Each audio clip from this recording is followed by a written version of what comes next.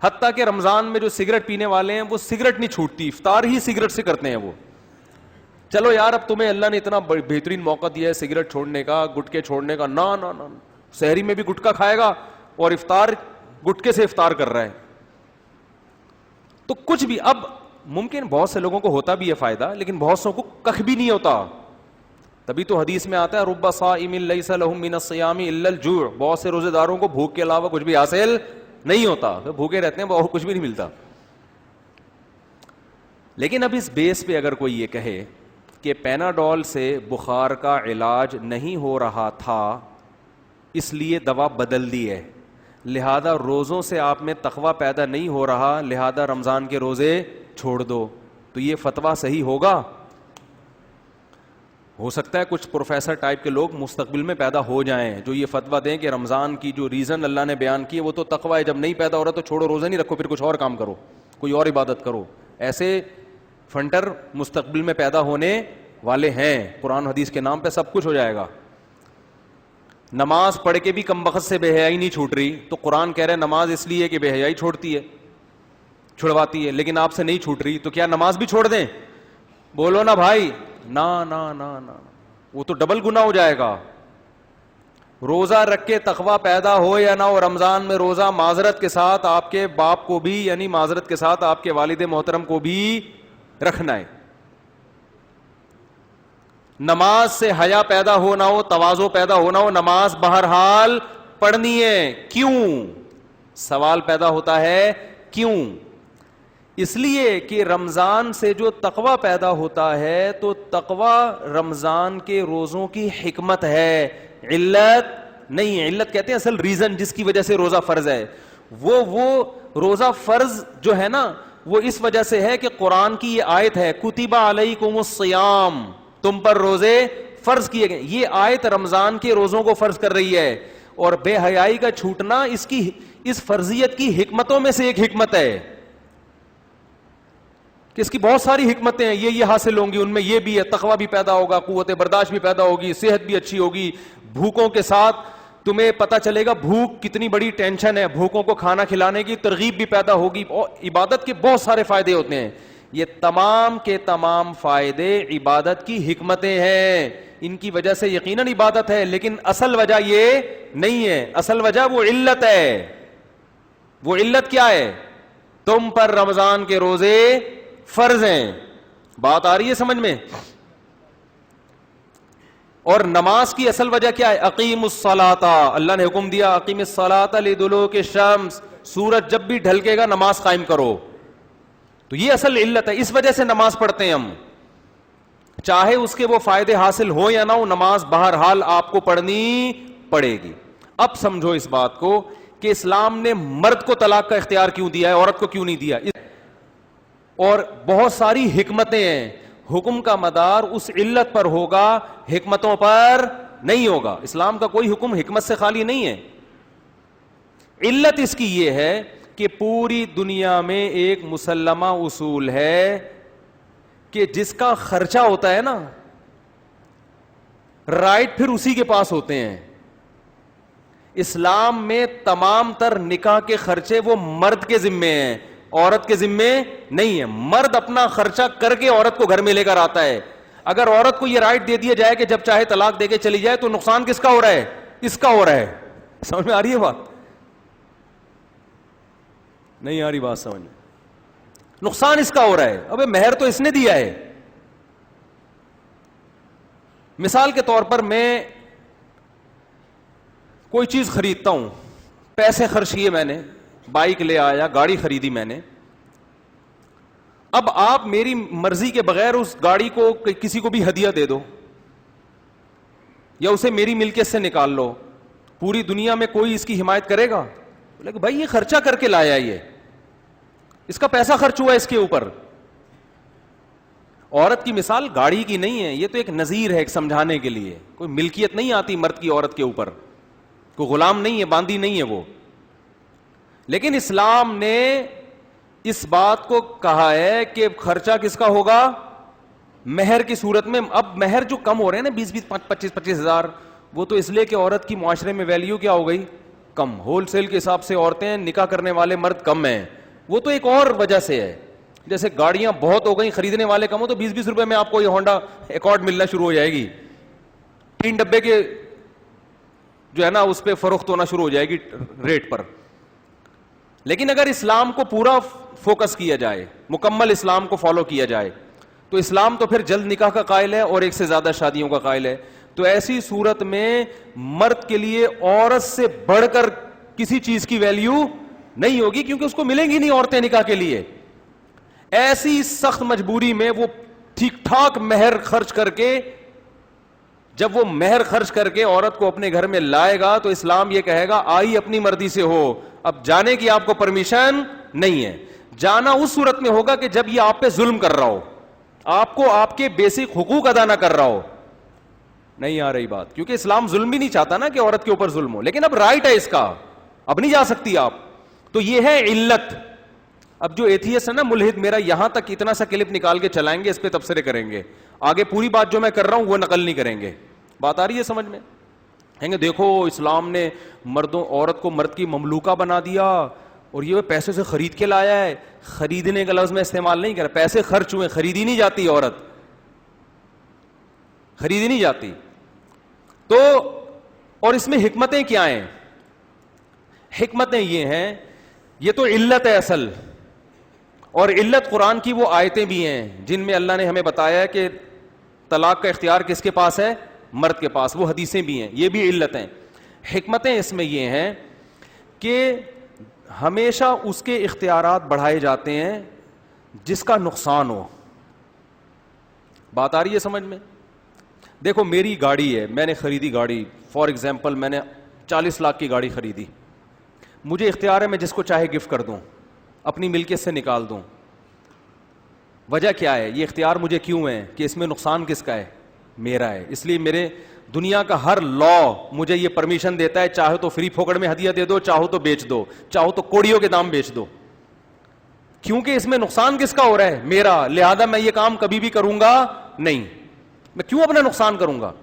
تو اسلام میں یہ سمجھا گیا ہے, گراؤنڈ ریئلٹی ہے کہ طلاق دینے میں عورت کا نقصان کم ہے, مرد کا نقصان زیادہ ہے. مرد کا نقصان زیادہ ہے, عورت کا نقصان کم ہے. اس لیے رائٹ کس کو دیا گیا؟ مرد کو. تبھی تو طلاق کہتے ہیں ازالہ ملکیت. آپ کو جو نکاح والی ملکیت عورت کے اوپر حاصل ہوئی ہے کہ اب وہ آپ کی پرمیشن کے بغیر کسی مرد سے تعلق قائم نہیں کر سکتی, یہ والی ملکیت آپ کو حاصل ہوئی ہے کہ وہ اب آپ کے لیے باؤنڈ ہو گئی ہے گھر کی چار دیواری میں. آپ کی پرمیشن کے بغیر گھر سے باہر بولو نہیں نکل سکتے. اپنی اماں کے گھر کو چھوڑ کر اب آپ حتیٰ کہ اپنے باپ کی اطاعت پر آپ کی اطاعت کو وہ ترجیح دے گی. دیکھو مرد اپنی بیوی کا فرما بردار نہیں ہوتا, یہ نیچر کے بھی خلاف ہے اور اسلام کے بھی خلاف ہے. مرد کے ذمے ہے کہ وہ اس کے حقوق کا خیال کرے, لیکن عورت شوہر کے حقوق کا بھی خیال کرے گی اور اس کی فرما برداری بھی کرے گی, کیونکہ وہ ماتحت ہے. بات آ رہی ہے سمجھ میں؟ یہ اسلام بھی ہے, فطرت بھی یہی کہتی ہے. تو وہ اپنے گھر کو چھوڑ کر آئی ہے. تو ایسی صورت میں جب آپ طلاق کہتے ہیں آزادی کو, تو جب آپ طلاق دو گے تو اپنے ماتحت کو, اپنی ملکیت کو آپ کیا کر رہے ہو؟ زائل کر رہے ہو. تو نقصان اس کا کم ہو رہا ہے, آپ کا زیادہ ہو رہا ہے. نہیں آ رہی بات میرا خیال ہے. تو جس کا نقصان ہوتا ہے اس کو حق دیا جاتا ہے کہ وہ جب چاہے 2 لفظ 3 لفظ استعمال کر کے, جیسے غلام ہوتا ہے نا, غلام کو ایک دفعہ بول دو آزاد, فوراً آزاد ہو گیا, بس ایک دفعہ زبان سے نکلنے کی دیر ہے. کیونکہ نقصان کس کا ہو رہا ہے اس میں؟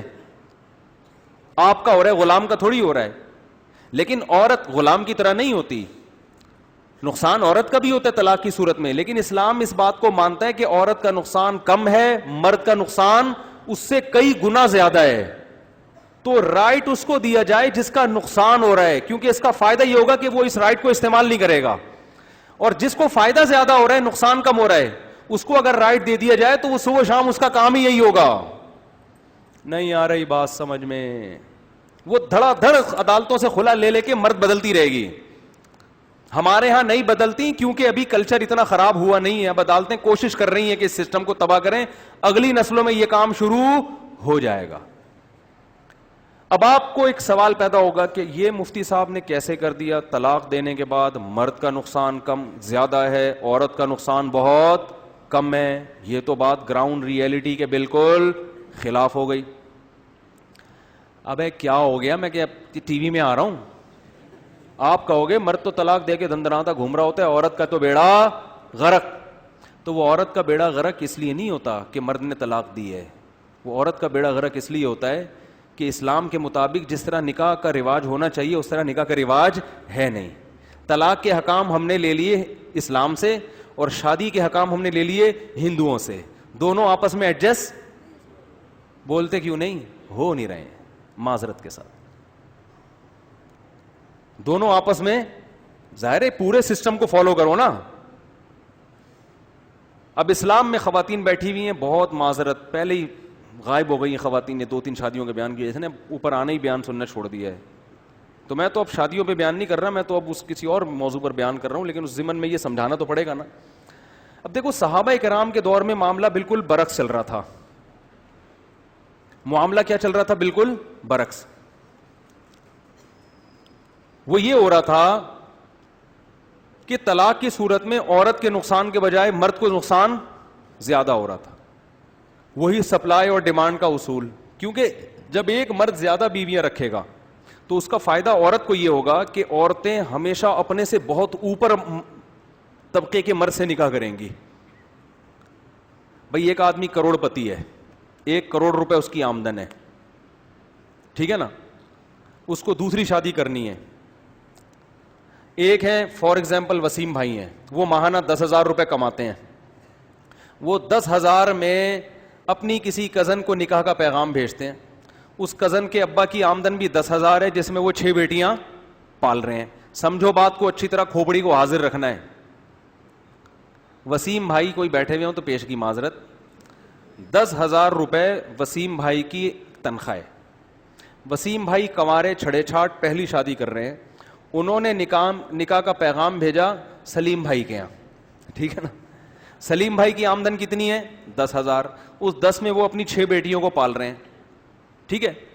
اب ان کی ایک بیٹی کو پتا ہے کہ میں نے وسیم سے شادی کی تو 10 میں سے 5 مجھے ملیں گے, 5 گیس بجلی کا کرایہ جائے گا, اور بچے ہو گئے تو وہ بھی بیچارے پتہ نہیں اسکول پڑھ پائیں نہیں پڑھ پائیں, توکل پہ چلتے رہیں گے حساب کے. وہی ڈبو کے کھانے کھاتے رہیں گے, چائے میں پاپے ڈبو کے, جیسے ابا کے گھر کھا رہے ہیں.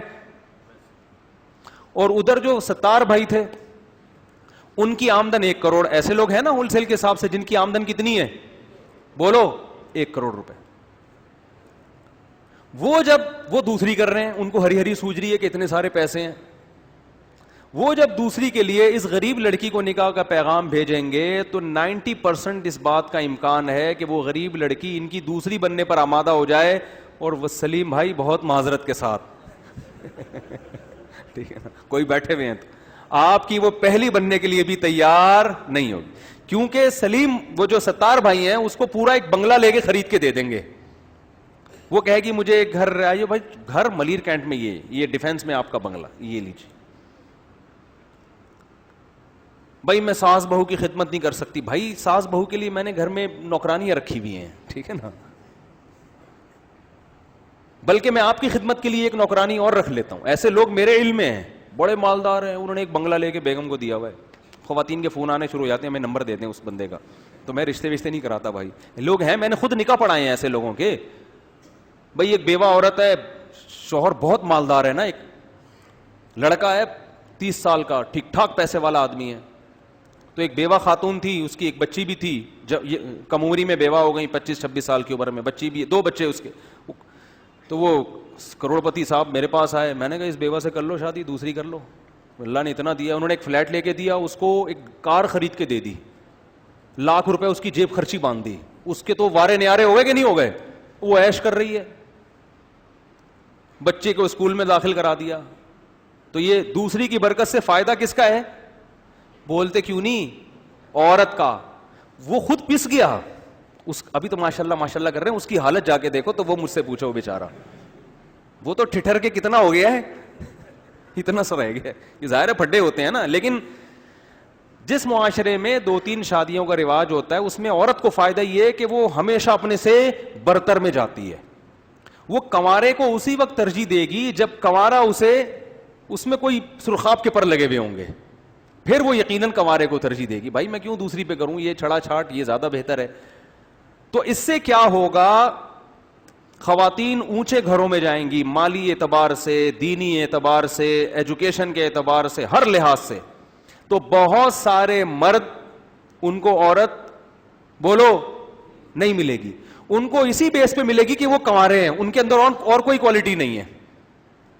بات آ رہی ہے سمجھ میں؟ اس بیس پہ بہت سی عورتیں ترجیح دیں گی بھائی جو کروڑ پتی ہے لیکن میاں صرف اپنا ہونا چاہیے, وحدہ لا شریک لہ.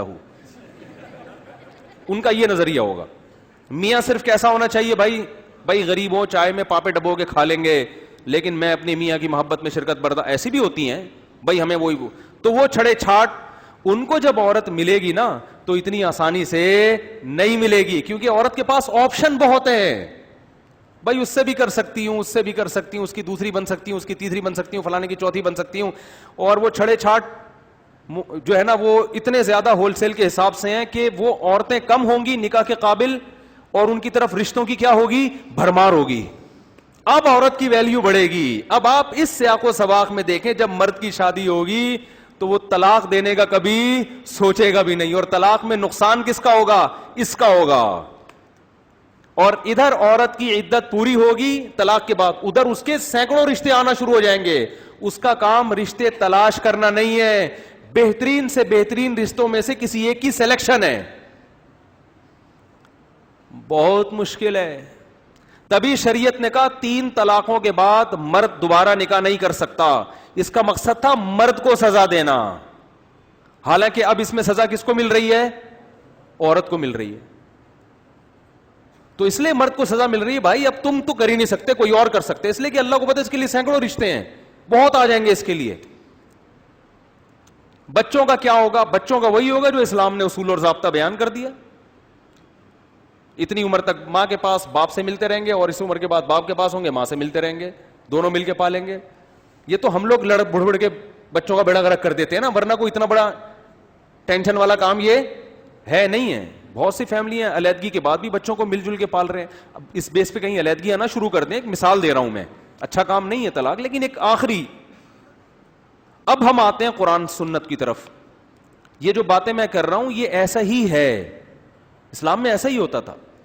قرآن مجید میں سورہ بقرہ میں اللہ کا ارشاد ہے کہ جب کوئی عورت بیوہ ہو جائے, لا تعزموا عقدۃ النکاح, اس کی طرف نکاح کا پیغام بولو مت بھیجو. قرآن صحابہ کو روک رہا ہے, لیکن قرآن کہہ رہا ہے علیم اللہ انکم ستذکرونہن, اللہ کو پتہ ہے تمہارے لیے نکاح کے پیغام بھیجنے سے رکنا بہت مشکل کام ہے, تم سے صبر نہیں ہوگا.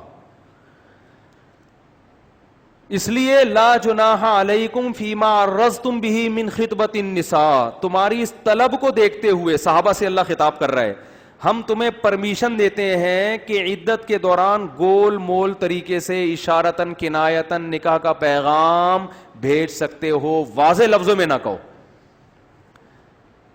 نہیں آئی سمجھ میں؟